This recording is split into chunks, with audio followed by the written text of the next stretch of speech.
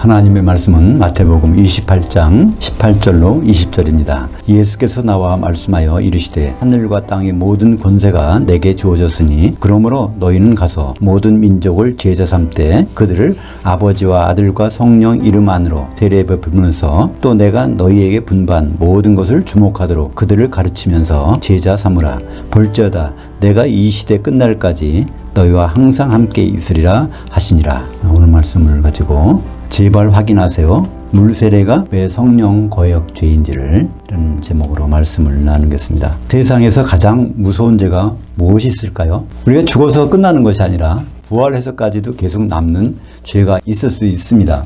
마태복음 12장 31절에 보면 또 누구든지 말로 인자를 거역하면 사하심을 얻되 누구든지 말로 성령을 거역하면 이 시대와 오는 시대에도 사하심을 얻지 못하리라. 이런 말씀이 어떻게 기독교인들에게 적용이 될 수 있을까 우리는 생각하지만 아주 가까운 곳에 이런 문제가 생길 수가 있습니다. 교회에서는 이제 물세례를 받아야 세례 교인이 되죠. 교회 헌법에서는 반드시 세례를 받아야, 침례교회인 경우는 침례를 받아야 정식 교인으로 인정해주고 또 투표권도 있고 그렇습니다. 그러니까 물세례는 아주 기본으로 생각하고 있는 것이죠. 근데 이 물세례를 행하는 의식이 성령을 거스리는 것이라면 계속 해도 될까요? 그 생각해보지 않아서 그렇지 오늘 한번 성경 말씀을 통해서 과연 그것이 성령을 거스리는 것인지 아닌지를 따져보기를 원합니다. 그 물로 세례 주는 것의 근거는 예수님의 지상명령에 있습니다. 우리가 읽은 마태복음 28장 19절 20절에 보면 예수님이 승천하시기 전에 제자들에게 사도들에게 하신 명령입니다. 근데 이 명령은요 예수님이 인자로서 명령하신 것이 아닙니다. 사도행전 2장 1절에 보면 성령으로 명령하사 이렇게 돼 있어요. 부활하신 다음에 승천하실 때까지의 그 시간 동안에 명령하신 것은 성령으로 명령하셨다는 것입니다. 그러니까 지상명령 속에 물세례, 물침례가 들어있는지를 따져보면 될 것입니다. 그러면 지상명령, 마태복음 28장 19절 20절에 나오는 그 명령을 사도들이 받고 처음으로 그 명령을 시행한 그것을 보면 이것이 물세례인지 성령세례인지를 알 거 아닙니까? 그것이 사도행전 2장 41절에 나옵니다. 그 말씀을 받아들이는 사람들이 세례를 받음에 이날에 신도의 수가 3천이나 더하더라. 3,000명이 세례받은 사건이 나타나는 거예요. 그러니까 이 3,000명이 받은 세례가 물세례인지 성령세례인지를 구분하면 금방 드러나는 것입니다. 그 3,000명이 받은 세례가 물세례가 아니라면 물세례의 근거가 아주 없어지는 거예요. 예수님은 죽으시고 부활하신 다음에 40일 동안 사도들을 만나셨습니다. 그래서 하나님 나라의 통치에 관한 일들을 그들에게 가르쳐 주셨어요. 그러니까 하나님의 통치에 관한 일들이라는 것은 구체적으로 무슨 일일까요? 바로 절기에 대한 내용들입니다. 하나님 통치의 첫 단계가 바로 유월절이고요. 두 번째는 무교절, 세 번째는 초곡절, 네 번째가 오순절인데 바로 이제 그런 내용들을 사도들에게 40일 동안 가르쳐 주셨다고 말씀하시면서 예수님은 하늘로 올라가셨습니다. 사도들이 그 모습을 바라보면서 기뻐했다고 그랬어요. 우리는 보통 누가 떠나가면 좀 슬퍼하지 않습니까? 근데 사도들은 기뻐하면서 예루살렘 성전에 가서 열흘 동안 찬송을 했다고 누가복음 맨 마지막에 기록되어 있습니다. 근데 오순절날 돼서 열흘이 딱 지나서 사도들에게 성령이 내린 것입니다. 그게 이제 사도행전 2장 4절에 보면 오순절날의 이름에 사도들에게 이제 성령이 가득했다. 거기 집이라는 것은 성전을 가리키는 것입니다.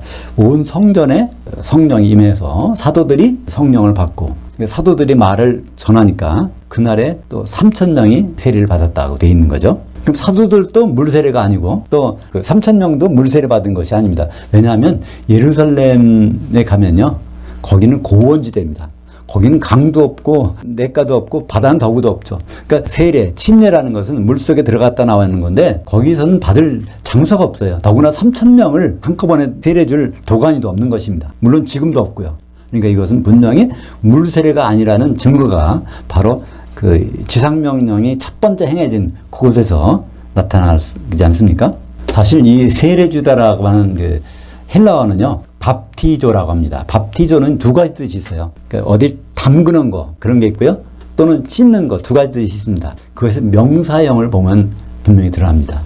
우리가 어디 잠겨지는 거는요, 밥티스마, 그러니까 중성명사를 써서 밥티스마, 그러니까 죄를 씻는 거, 씻어내는 것은요, 밥티스모스, 남성명사. 이렇게 해서 명사형이 되면 중성명사냐 남성명사냐, 밥티스마냐 밥티스모스냐, 이거에 따라서 이게 확연히 구분됩니다. 그 히브리서 9장 10절에 보면 거기에 이런 것은 먹고 마시는 것과 여러 가지 신 것들과 함께 육체의 예법을 일뿐이며 개혁할 때까지 맡겨둔 것이라. 그래서 성전에서 제사 지내는 것, 성막에서 제사 질 때 거기서 이제 씻는 의식들이 있는데 그 씻는 것을 밥티스모스라고 해놨어요. 근데 이 똑같은 단어가 밥티스모스가 히브리서 6장 2절에 보면요, 거기 세례들과, 그러니까 기독교의 초보를 버리고 앞으로 전전해야 된다. 그런데 거기 머물러 있지 말라 할 때 거기 세례들이라고 해놨어요. 근데 사실은 세례들이요, 맞는 말입니다.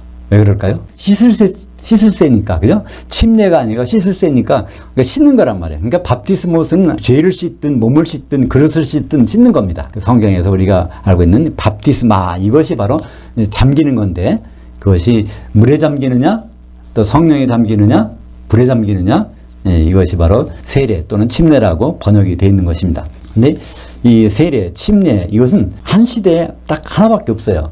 한꺼번에 여러 개가 있을 수 없습니다. 사실 저는요, 물세례도 받고 또 물침례도 받고 있어요. 결혼하기 전에 목사님 제를 부탁했는데 세례를 안 받으면 안 된다고 그래서 그 학습 세례 받고 이제 세례를 받았고, 미국 가서 또 물에 들어가야 되지 안 들어가면 안 된다고 해서 이제 침례탕에 들어가서 그것도 받고 이제 이걸 다 했는데, 그 다음에 이제 성령 세례도 받았죠, 물론. 그러니까 저는 별거 다 받았는데 성경에 보니까 세례는 하나밖에 없다는 겁니다.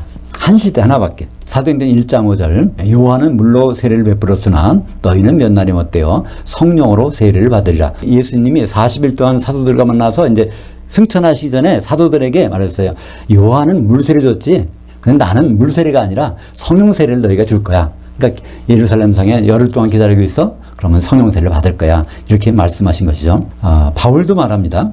에베소서 4장 5절에 주도 한 분이요 믿음도 하나요 세례도 하나요. 그러니까 우리는 지금 세례를 받는다, 세례 가운데 있다 하는 것은요, 성령 세례밖에 없습니다. 물 세례는 지금 지나갔다는 얘기죠. 앞으로는 또 무슨 세례가 올까요? 앞으로는 불세례가 옵니다. 그게 마태복음 3장 11절 하반절에 보면 세례 요한이 말하는 거죠. 나는 물로 세례 주는 사람이지만 그는, 예수님은 성령과 불로 세례 준다, 이런 말씀이 있는데요, 이것이 따로따로입니다. 성령과 불을 한꺼번에 주는 게 아니에요. 한번 볼까요?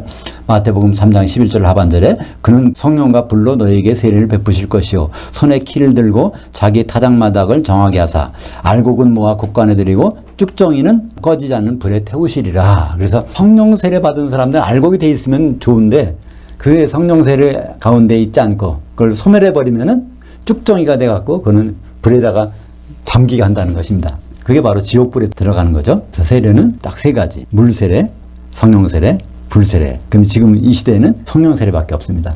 어떤 분들은 그래요. 성령의 불세례를 받으라 그러는데 그것을 어디서 말씀하죠? 사도행전 2장의 사도들이 받을 때 불의 혀같이 갈라지는 것 같이 이 성령이 임하니까 그게 성령의 불인 걸로 착각하게 되는데요. 사실은 거기서 바람과 불은요, 천사들을 의미합니다. 그러니까 성령님도 하나님이시잖아요. 하나님이 내려오시는데 거기에 천사가 동원이 안 될 리가 없잖아요. 그들이 바람같이 불이 혀같이 갈라지면서 성령님을 호위하고 내려오는 장면인데 그거를 그냥 불세례라고 이제 착각하고 있는 것이죠. 어떤 분들은 그래요. 물세례 받는 근거를 예수님도 성령 받기 전에 물세례 받았는데 우리도 예수님을 본받아야 성령 세례 받을 수 있어, 이렇게 말하는 분들이 있습니다. 그 말이 맞을까요? 맞지 않습니다. 예수님이 물세례 받는 그 근거가 있어요. 왜 예수님은 물세례를 받으셔야 됐을까? 그 세례 요한이 직접 말하는 걸 한번 들어볼까요? 요한복음 1장 33절에 나도 그를 알지 못하였으나 나를 보내어 물로 세례를 베풀라 하신 그이가 나에게 말씀하시되 성령이 내려서 누구에게든지 머무는 것을 보거든 그가 곧 성령으로 세례 베푸는 이인 줄을 알라 하셨기에. 세례 요한의 주된 임무는 뭘까요? 많은 사람들에게 세례 줘서 그들을 회개하게 하는 게 목적일까요? 아닙니다. 그거는 근본 목적이 아니에요. 세례를 주고 있다가 어느 때는 어떤 사람에게는 성령이 내려, 그러면 성령으로 세례 주는 분이라는 것을 알려주기 위해서 나는 세례를 붓는 거라는 것입니다. 물세례를. 그러니까 요한이 물세례 주는 목적, 예수님이 물세례를 받은 목적은 단 한 가지예요. 예수님이 성령으로 세례 주시려는 것을 다 드러내는 그 한 가지 목적밖에는 없는 것입니다. 근데 지금뿐 아니라 초대교회도요, 성령 세례와 물 세례를 혼동하는 사람도 있었어요. 목회자들 가운데. 대표적인 사람이 누굴까요? 빌립을 빌립 집사라고 하는데 집사가 아닙니다. 7명의 사람들을 뽑았는데 그 사람들은 집사가 아니라 전도자입니다. 스테반도 집사가 아니에요. 전도자. 우리말 성경의 번역에만 7집사라고 번역하는데 그 집사라는 말이 거기 없습니다. 그냥 사람들이 갖다 붙여놓은 거예요. 그들은 오순절 때 각지에서 많은 사람들이 왔는데 주로 유대인은 유대인인데 헬라말을 쓰는 유대인들이에요. 그러니까 그들이 구제에서 빠지니까 안 되겠다 해서 헬라말을 쓰는 사람을 택해가지고 7명을 택해서 그들을 세웠습니다. 그들을 통해서 그들에게 복음을 전하고 구제를 하고 그랬던 것입니다. 거기에 스테반도 있고 빌립도 있는 거죠. 근데 빌립이 예루살렘에서 핍박이 나니까 사마리아에 가서 거기서 물세례 주면서 전도했습니다. 사도행전 8장 5절, 12절, 16절을 제가 읽어보겠습니다. 빌립이 사마리아 성에 내려가 그리스도를 백성에게 전파하니 그들이 믿고 남녀가 다 물세례를 받으니 이는 아직 한 사람에게도 성령 내리신 일이 없고 오직 주 예수 그리스도 이름만으로 물세례만 받을 뿐이더라. 그러니까 이 부분이 있어서 빌립도 성령 충만했는데 물세례 줬는데 그럼 우리도 물세례 받아야지 이런 생각이 들게 합니다.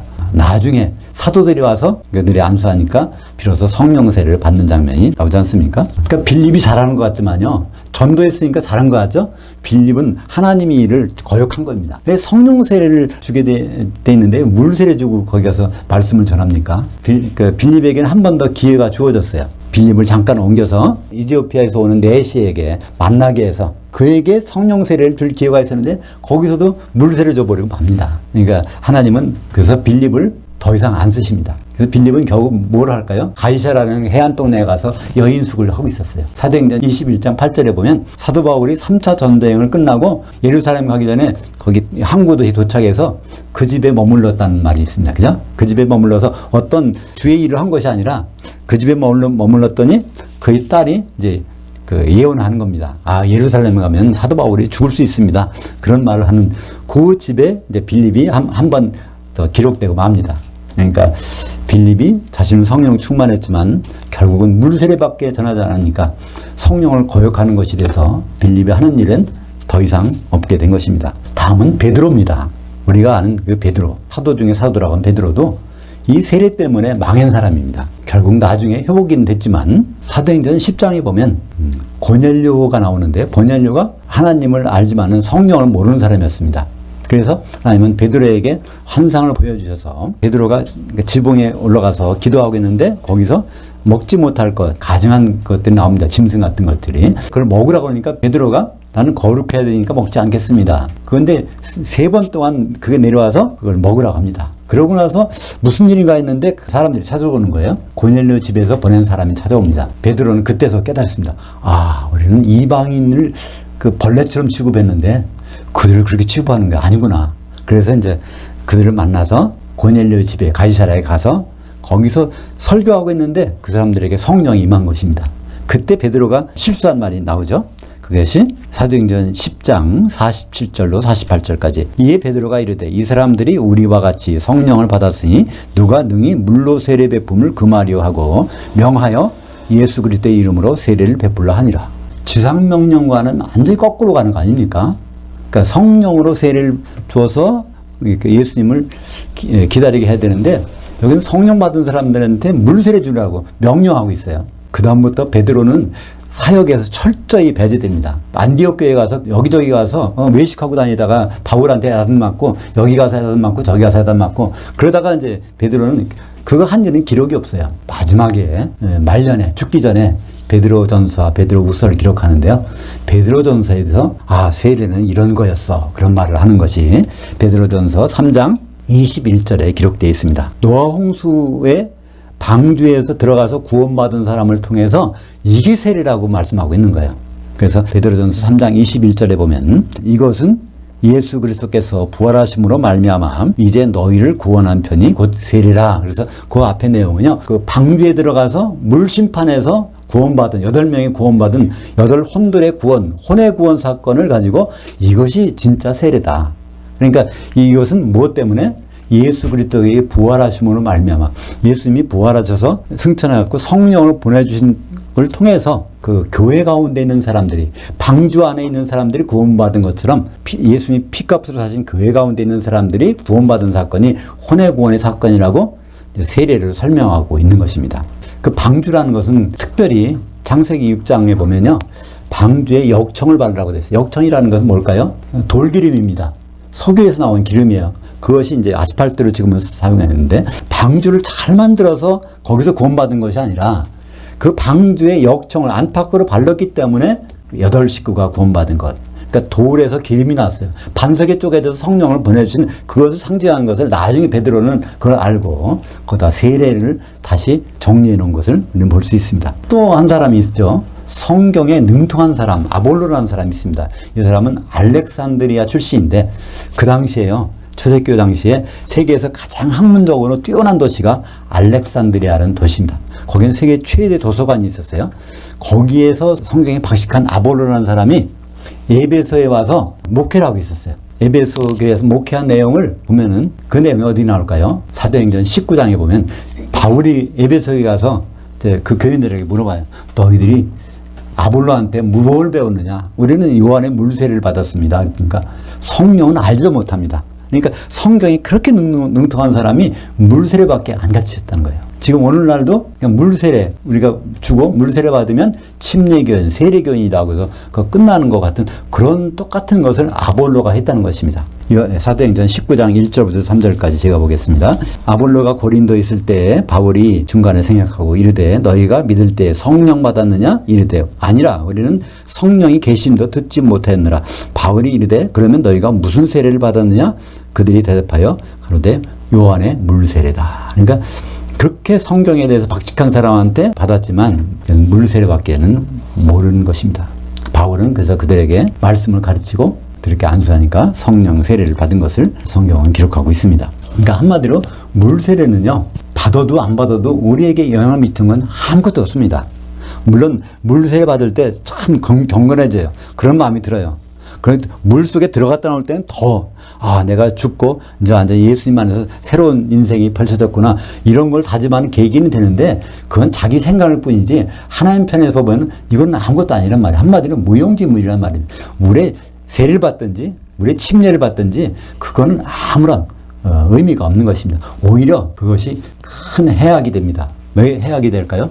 물 세례 받아서 예수님처럼 성령이 임했다고 생각하고 있다가 성령 세례에 대해서 알지 못하니까 예수님 앞에 섰을 때 미련한 다섯천처럼 결국은 쫓겨난 그런 일이 있기 때문에 그렇습니다. 교회 안에 있어도 성령 받지 못하는 사람이 있기 때문에 갈라디아서 3장 27절에 이런 말씀 있죠. 너희 등 누구든지, 교회에 있는 사람들 누구든지 그리스도를 향하여 세례를 받은 자는 그리스도로 옷 입었느니라. 교회에 있다고 다 그리스도 옷 입은 게 아니야. 성령 세례를 받아야 그것이 그리스도의 예복을 입은 거야. 그러니까 그리스도의 예복, 그것이 왜 필요할까요? 그건 지금은 별 소용이 없는 것 같아요. 근데 예수님 만나서 혼인 잔치 5천까지는 괜찮아요. 그 만찬에 가서 그 예복을 안 입고 있으면 쫓겨납니다. 그것이 어디 나올까요? 마태복음 22장에 보면 5천 때는 괜찮아요. 다 불러들여서. 근데 만찬에 예복을 안 입는 사람, 그러니까 성령 세례를 안 받은 사람, 또 성령 세례를 받았지만 성령이 소멸된 사람은 그 혼인 만찬에서 쫓겨난다는 것을 성경은 우리에게 말씀해 주고 있는 것입니다. 이제 주님이 재림하실 텐데 그 자리는 한마디로 혼인 오찬 자리입니다. 혼인 오찬 때는요, 누구나 거기 기독교인은 다 올라가요. 아무리 죄를 져도 괜찮아요. 다 올라가요. 올라가고 싶지 않다 그래도 다 휴거돼서 거기까지 간단 말이에요. 근데 문제는 만찬입니다. 마태복음 22장 13절 14절에 그 자리에서 어떤 일이 일어났지. 그 왕이 사관들에게 말하되 그 예복을 안 입은 자 손발을 묶어 바깥 어두운 데에 내던지라. 거기서 슬피 울며 이를 갈게 되리라 하니라. 청함을 받은 자들은 많되 택함을 입은 자들은 적으니라. 여기에 청함을 입은 자들은 기독교인들은 많되 택함을 입은 자들은 그리스도의 예복을 입은 사람은 적으니라. 한마디로 기독교는 굉장히 많은데 거기서 성령 세례 받은 사람, 성령을 가지고 있는 사람은 그렇게 적다는 것입니다. 그건 예수님이 이 통계를 우리에게 미리 말씀해 주신 거예요. 숫자로도 보면 참 심각합니다. 눈이 번뜩 떠져요. 그 예표로 이스라엘 백성들이 어디 애굽에서 나올 때 60만 명이 나왔지만 그 가나안 땅까지 들어간 사람들은 2명밖에 안 되는 거죠. 그것도 그런데 더 심각한 것은 뭘까요? 노아 홍수 때 거기 살았던 사람들이 몇 명 될까요? 거의 보통 900세 이상 살았으니까 거기 수십억 이상 될 겁니다. 그중 8명만 구원받았습니다. 그것이 구원의 모형이라고 그러니까 우리는 다 예수 믿는다고 다 구원받았다고 하지만 막상 올라가서 거기서 무슨 일이 벌어질지. 그건 예수님은 그걸 여러 가지 말씀하셨어요. 열천의 비유, 달란트의 비유, 또 그 양과 염소의 비유, 혼인 오찬의 비유, 그 수없이 그런 말씀하셨는데 우리는 뭐 그런 일이 있겠어. 이것은 무엇 때문에 그럴까요? 바로 물 세례 받으면 성령이 다 임해서 우리가 다 주님의 자녀로 천국 간다고 생각하기 때문에 그런 것입니다. 성령 세례 가운데 있지 않다면 우리 운명은 참 어떻게 될지 성경만 보면 뻔합니다. 한 가지 방법이 있어요. 성령 충만하려면 어디에 있으면 될까요? 진짜 교회에 있으면 돼요. 가짜 교회가 아니라 진짜 성경에서 말하는 예수님이 말씀하신 그런 교회에 있으면 그 성령의 기름이 준비되고 그리스도의 예복을 입은 것입니다. 고린도전서 3장 16절 너희가 하나님의 성전인 것과 하나님의 성령이 너희 가운데 계시는 것을 알지 못하느냐. 이 굉장히 중요한 말씀인데 이 말씀도 어떻게 이용되죠? 내 속에 성령이 임했으니까 나는 걸어다니는 성전이야. 이렇게 해버리니까 이 의미가 다 없어집니다. 여기서는 교회를 말씀하고 있는 것입니다. 교회가 진짜 예수님의 몸을 이루고 있다면 그것은 성령이 충만해서 성령을 먹고 마실 수 있는 그런 환경이 된다는 것입니다. 고린도전서 12장 13절에 그걸 아주 노골적으로 말씀해 주고 있어요. 우리가 유대인이나 헬라인이나 종이나 자유인이나 다 한 성령 안에 잠겨져서 한 몸이 되었고 교회가 되었고 또 다 한 성령을 마시게 하셨느니라. 그러니까 교회 안에 있는 사람이라면 숨 쉴 때마다 그 마신다는 거예요. 우리가 물속에 들어가면 물을 안 먹으려고 해도 숨 쉴 때마다 그걸 먹게 되는 것처럼 진짜 교회 안에 있다면 숨 쉴 때마다 성령을 호흡할 수밖에 없는 것입니다. 우리는 천국을 죽어서 가는 것으로 잘못 생각하고 있는데요. 예수님은 그렇게 말씀하지 않으셨어요. 마태복음에서 예수님은 천국에 대해서 10가지로 설명하셨습니다. 마태복음 13장에 7가지, 그리고 마태복음 20장의 포도원 분권의 비유, 마태복음 22장의 혼인 오찬의 비유, 마태복음 25장에 거기 열처녀의 비유. 그래서 열처녀의 비유 말씀하실 때 그러세요. 그런데 천국은 이와 같다. 어떤 것 같냐면 등을 들고 나가서 신랑을 기다리는 그런 생활이 천국 생활이라는 거예요. 신랑을 만나는 생활이 천국 생활이 아니라 신랑을 기다리는 생활입니다. 그러니까 우리가 보통 알고 있는 그런 것과는 전혀 다르죠. 천국 가서 예수님과 같이 지낸다. 그게 아니죠.